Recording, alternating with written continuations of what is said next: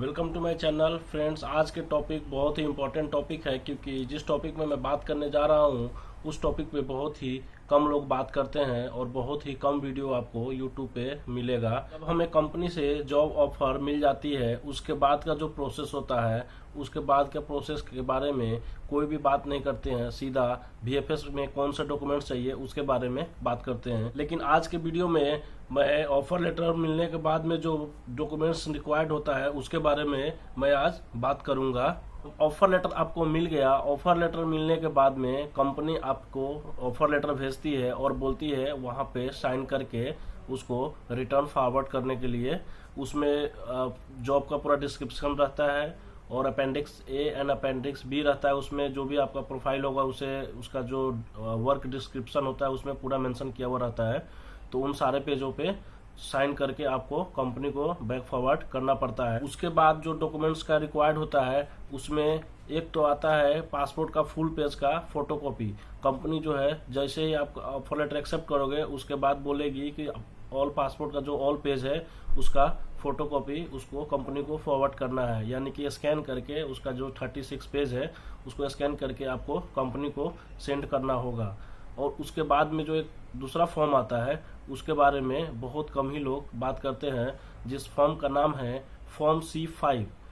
Form C5 को still employment still abroad form भी बोला जाता है। और आज मैं उसी फॉर्म के बारे में बात करूंगा और बताऊंगा आपको कि उस फॉर्म को हम कैसे फिल करते हैं, क्योंकि अगर उसमें मिस्टेक हो जाएगा तो शायद आपका जो वर्क परमिट है वो कैंसिल हो जाएगा, वो रिजेक्ट हो जाएगा। सो बी केयरफुल, जब भी आप ये फॉर्म फिल करते हैं तो अच्छे से सोच समझ के इस फॉर्म को फिल करें, क्योंकि एक भी मिस्टेक होगा तो उसके वजह से आपका जो है वर्क परमिट रिजेक्ट हो सकता है। तो चलिए स्क्रीन पे हम आपको ले चलते हैं और आपको दिखाते हैं कि इस फॉर्म C5 को हम कैसे फिल करते हैं।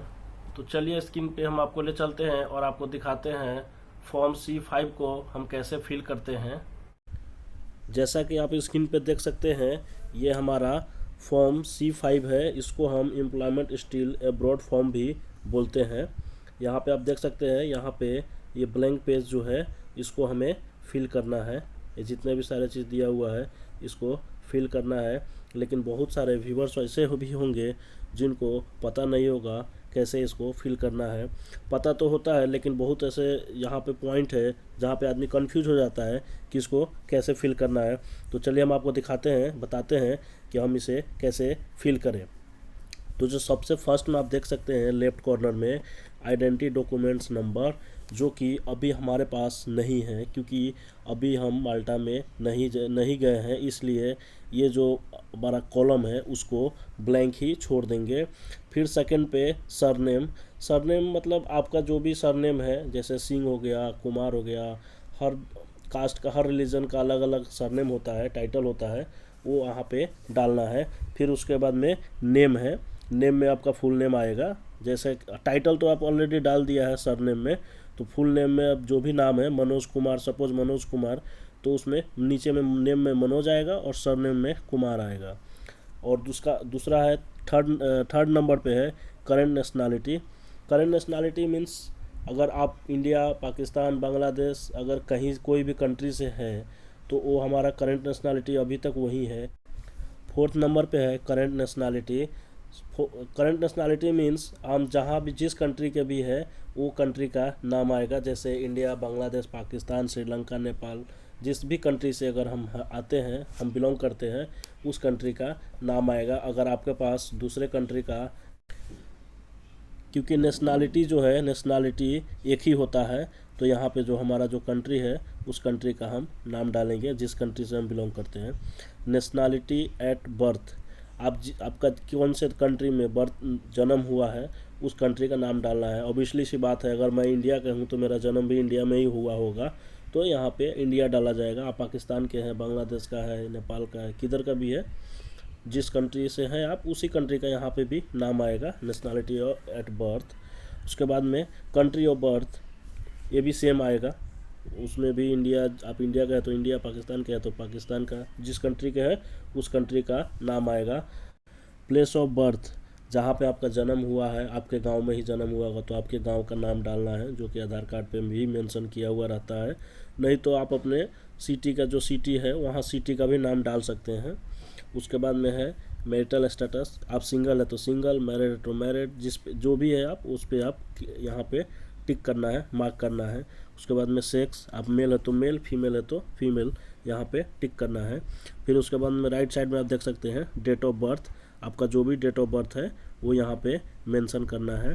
अगर एग्जांपल के लिए अगर 2 फरवरी है तो यहाँ पे फर्स्ट में 0 फिर 2 आएगा, मार्च है मंथ में तो 03 आएगा, उसके बाद में ईयर में जो है वो कम्प्लीटली आएगा 199, जो भी है आपका वैसे डालने का है।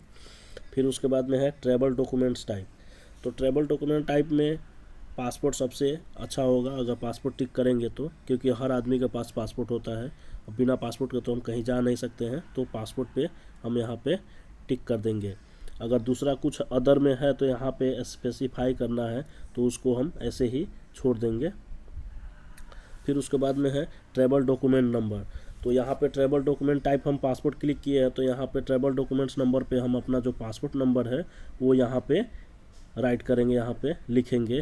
कंट्री ऑफ इशू, हमारा पासपोर्ट, आपका पासपोर्ट जिस भी कंट्री से इशू हुआ है, आप सपोज आप जिस कंट्री से है उस कंट्री का ही नाम आएगा। आप इंडिया से तो इंडिया, बांग्लादेश है बांग्लादेश, पाकिस्तान पाकिस्तान, नेपाल नेपाल, तो यहाँ पे जिस कंट्री का पासपोर्ट है आपके पास उस कंट्री का नाम आएगा।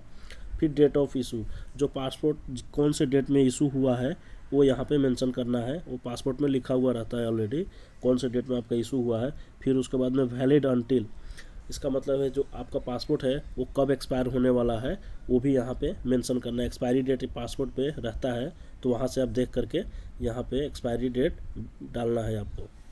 फिर date of first settlement in Malta, date of first settlement in Malta ये तो हमें अभी कंफर्म नहीं है क्योंकि हम कब जाना है, तो इस कॉलम को हमें ऐसे ही छोड़ देना है। फिर इंटेंडेड ड्यूरेशन ऑफ स्टे, इसको भी ऐसे ही छोड़ देंगे, ऐसे ही ब्लैंक ही छोड़ देंगे।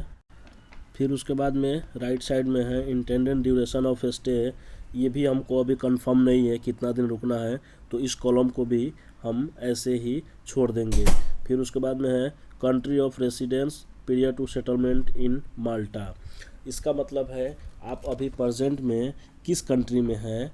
जिस कंट्री में भी है, सपोज आप रेसिडेंस परमिट पे आप काम कर रहे हैं कोई भी कंट्री में, अगर आप इंडिया के हैं, आप इंडिया में नहीं हैं, आप दूसरा कंट्री में काम कर रहे हैं, दुबई सऊदी कहीं भी, तो उस कंट्री का नाम आएगा।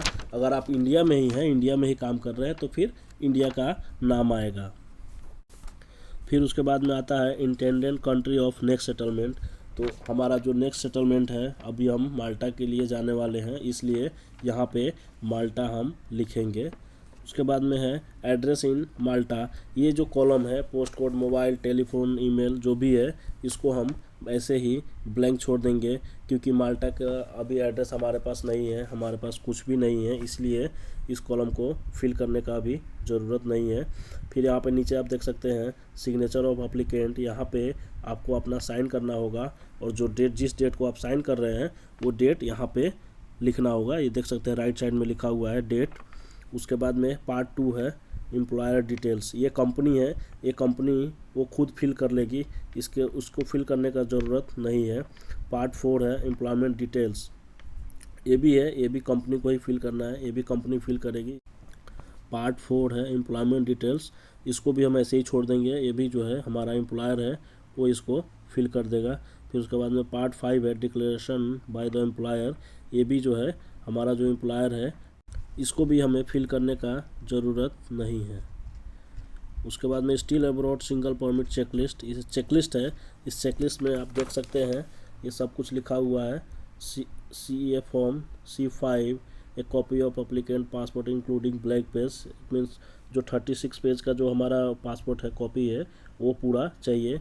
Original employment contract sign dated by both applicant, ये जो है यहाँ पे आप जो आपका कॉन्ट्रैक्ट मिलेगा कंपनी के थ्रू उसको साइन किया हुआ, साइन करके आपको सेंड करना पड़ेगा कंपनी को, फिर कंपनी अपने तरफ से साइन करके फिर उसको वहाँ पे आपका जो वर्क परमिट इशू होता है वो आइडेंटिटी माल्टा में वो सबमिट करेंगे। पोजीशन डिस्क्रिप्शन, एक जो है एक अपेंडिक्स ए होता है, उसमें जो है हमारा पोजीशन के बारे में पूरा लिखा हुआ रहता है, डिस्क्राइब किया हुआ रहता है। और ये सब जो है प्रूफ ऑफ एंड एडवर्टाइजमेंट, ये कंपनी का प्रॉब्लम है, कंपनी वो आपको देगा।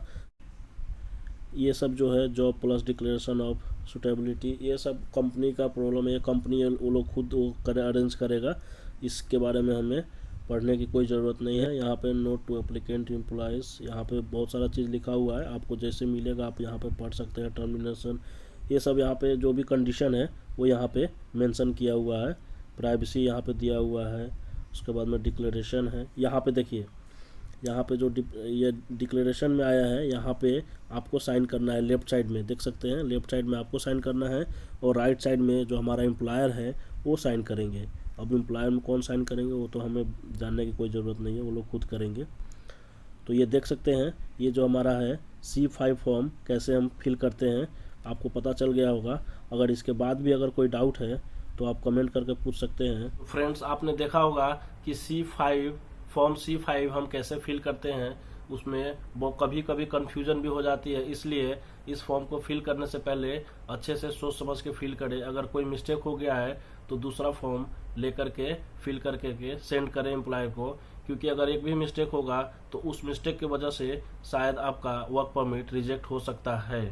जैसे ही आपको कंपनी से ऑफर लेटर मिलता है, उसके बाद में जो है आप जिस करंट कंपनी में काम कर रहे हैं उस कंपनी का जो है लास्ट 3 मंथ का सैलरी स्लिप आप लेकर के अगर रखेंगे तो अच्छा होगा। मे बी एम्प्लॉयर जो है आपका नेक्स्ट एम्प्लॉयर उसी टाइम आपसे मांग सकता है, अगर नहीं उस टाइम मांगता है तो आपको VFS में उसको लेकर के जाना पड़ेगा। तो इसलिए अच्छा होगा जैसे ही आपको ऑफर लेटर मिलता है उसी टाइम आप अपने करंट कंपनी को बोल के आप सैलरी स्लिप ले सकते हैं, जो कि बहुत इंपॉर्टेंट है।